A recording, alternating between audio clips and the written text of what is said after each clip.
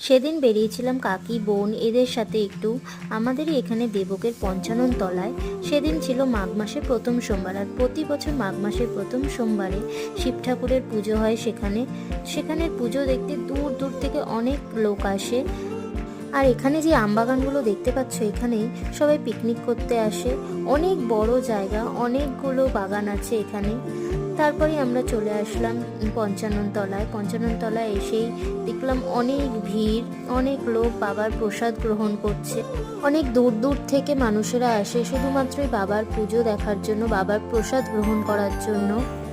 তারপরে মেলায় ঢুকে দেখলাম জিলিপি পাঁপড় ভাজার দোকান। আর মেলা মানেই জিলিপি পাঁপড় ভাজা খাওয়ার একটা আলাদাই মজা। যখন ক্লাস 9-এ পড়তাম তখন আমরা সবাই আমাদের পড়ার ব্যাচ থেকে ঠিক এই জায়গাটাতেই আমরা পিকনিক করতে এসেছিলাম। এখন এই জায়গাটা অনেক জঙ্গল হয়ে গেছে। এরকম অনেক জায়গা দেখলেই ছোটবেলার অনেক স্মৃতি আমাদের মনে পড়ে।